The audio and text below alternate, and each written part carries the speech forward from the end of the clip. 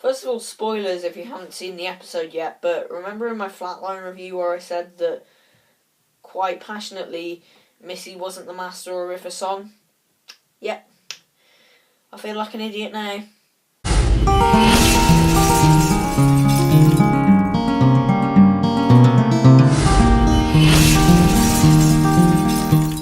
Hello, mysterious person behind the screen.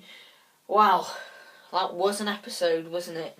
Dark Water, the first part of a two-part finale of Series 8.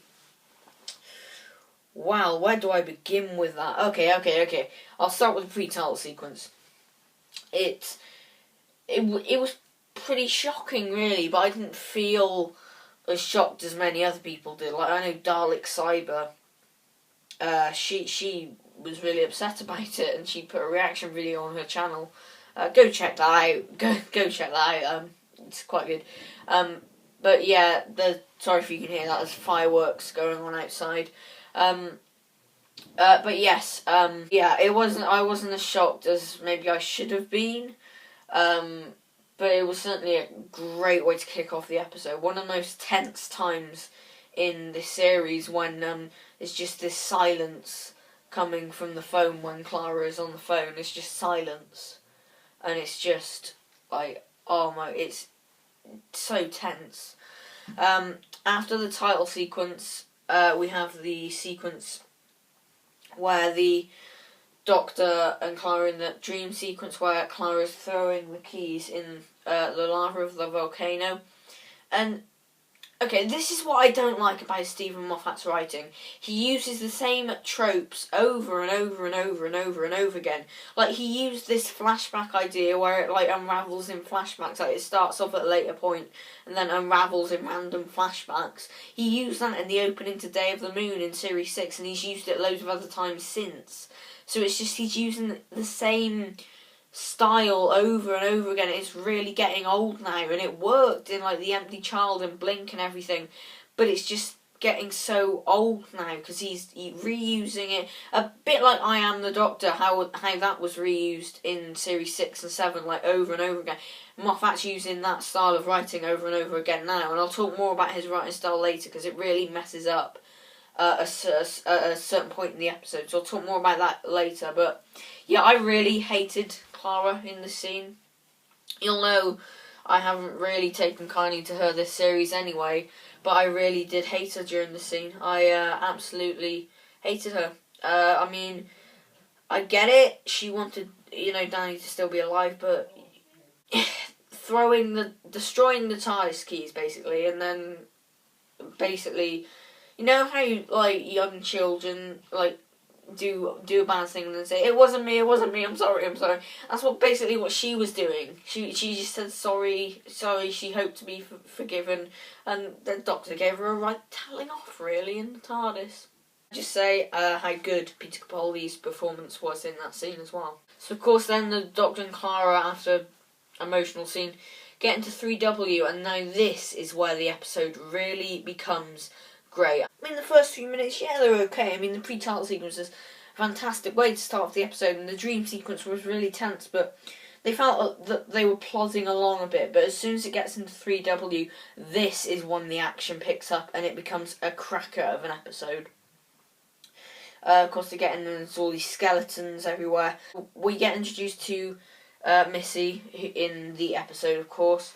And I'll talk more about the big finale later, but spoilers, she's the master. Missy equals mistress equals master.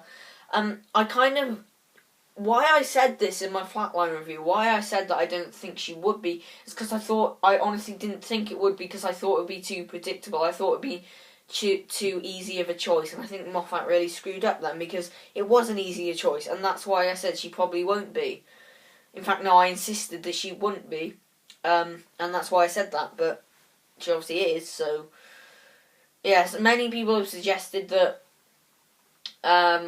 she is lying to the Doctor, but I doubt it. I mean, Stephen Moffat wouldn't pull a cliffhanger like that and then leave everyone gobsmacked and then say another thing, but yeah, I don't think he'd do something like that. And of course, then she kisses the Doctor, and boy, was it unnecessary. I thought with Peter Capaldi we'd get rid of all this mumbo jumbo kissy rubbish, but obviously not, because it just slowed the episode down. It felt like they had filler, so they could fill in 30 seconds. They were underrunning by 30 seconds, and they felt like they needed to fill time, so they did that. But I will say that it was a pretty funny reaction shot of the Doctor. And then possibly my favourite line in Series 8. Dr. Chang! So when Danny arrives in the Nethersphere, or Heaven, he gets greeted by Seb, and I liked Seb. I thought he was a good character. I thought the actor playing him did a really good job. I think he was a good character. Like but he wasn't villainous. It felt like if you met him on the street, he'd help you. So yeah, I really like Seb. I'm glad that sort of Cyberman theme is still left in there, especially when the door's shut and it's like the Cyberman's like the teardrop. They've kept it since they first reappeared in 2006, and it's a great thing. I think it really does suit the Cyberman, even though it's like really short and like only lasts for the best part of 5 seconds in a music track. It's just like really powerful, and like it makes you think, oh god, the Cybermen. So yeah, I really like that. So we now know who Danny Pink killed when he was a soldier. Let me just say, he doesn't look like a soldier, but yeah, he killed a child. So that's interesting. And yeah, the child actually looks a lot like Danny. So I wonder if that's like Clara's child from the future or something. Someone suggested that like Clara was pregnant during this episode, and it was a whole story arc, but I don't know. Someone suggested that on Twitter, by the way. Much of the episode took place in the room with Dr. Chang, but that led to something that I really, really, really didn't like about this episode. Don't cremate me. This was way too dark for Doctor Who. Torchwood, maybe, but it's just out of place here, completely and utterly. It seems that Stephen Moffat's forgotten his audience. Imagine... Right, okay, I'm going to put this into your head now. Imagine a kid sitting down watching this, say, who's recently lost a close friend or relative, and then the idea of that close friend or relative, like, being painfully burnt to death, that will haunt them. And that's just... It's not terrifying in terms of, like, Weeping Angel terrifying. It's terrifying psychologically. It's utterly disturbing. It's so out of place here. I'm all for the series being dark. I love dark Doctor Who, but not this dark. This was downright out of place, and that is the biggest gripe that I have with this whole episode. It was just... I don't even have words for it. It was so out of place. It was just awful. Awful. Oh, yes, it explained why they have iPads. This is really funny. It's because in Heaven, in the Nethersphere, they have Steve Jobs. That's another complaint from my Flatline review taken away. I feel like maybe Stephen Moffat watched that review and tried to set out everything that was wrong with Flatline and fix it in this. Yeah, because that's 2 complaints taken away right there that I had in my Flatline review, so yeah. So yeah, Danny and Clara talking on the iPad connection thing. I hated Clara. It was clearly Danny. I mean, he was just like... she said, like, if he said that I love you again, she'll turn it off. And she actually did. I didn't think she would. But it's just like, she was heartless during that scene. Of course, then the Cybermen start appearing, but like it takes Danny quite a while to decide whether to delete or not, and that's one of the threads hanging for the next part of the episode. But yeah, I mean, come on, Clara, it's clearly him. So yeah, then the Cybermen break out, and may I just say, it takes ages for the dark water to actually drain from the tanks. It like goes like this speed, and it's just, you'd think they drain quicker, but you know, after that, Dr. Chang is killed. I like Dr. Chang. I liked him. I don't think he should have died. To be fair, he had to, but it it was just like he really didn't want to. Yeah, rest in peace, Dr. Chang! So yeah, the Cybermen march on London from St Paul's Cathedral. Again, a nice callback to the Patrick Troughton story, The Invasion, and I just love that shot of all the Cybermen walking down. It's brilliant. One of the funniest jokes in the episode when Peter Capaldi was doing his like shuffle when he runs. That's how he runs. It was funny when Missy said another raging Scotsman in the streets. I had no idea there was a match on. That was hilarious. That was really funny, I think.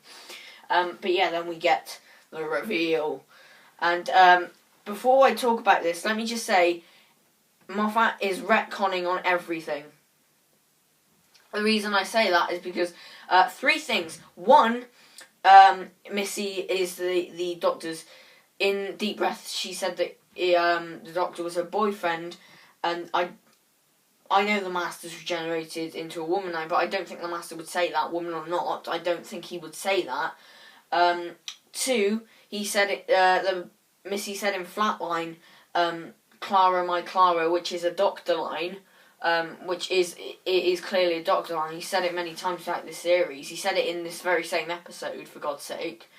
And then three, not only is he retconning on himself, he's retconning on other writers. And the reason I say that is because Missy says to the Doctor, "You left me for dead." Well, no, in the end of time, you sacrificed yourself for the Doctor. That's not how it happened. He didn't leave you for dead. And presumably that's how the Master regenerated. Like, he got sent back into the Time War with the Time Lords, and the resulting energy drain forced him to regenerate. But it's just, he's retconning on everything now. Stephen Moffat is getting lazy, and it's time for a new showrunner to take over. He's staying for Series 9, but hopefully Series 9 is going to be his last series, because it's time for him to step down now. Should let someone else have a go. As a writer, you want to make stuff different, but Moffat's taking his toll on too much. Doctor Who, he's ruining a lot of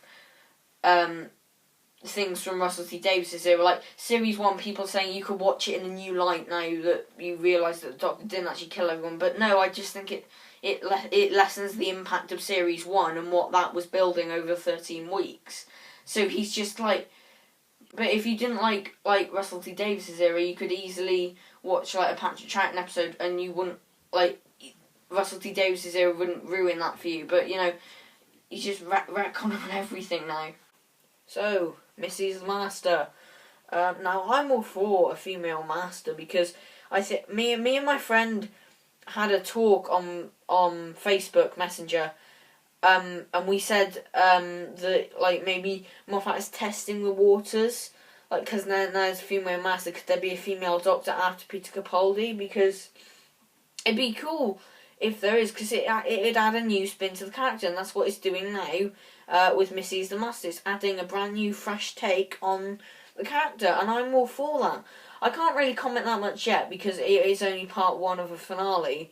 But yeah, I think I'll comment more on this in my Death in Heaven review. But yeah, I think it really is a good way to reinvent the character.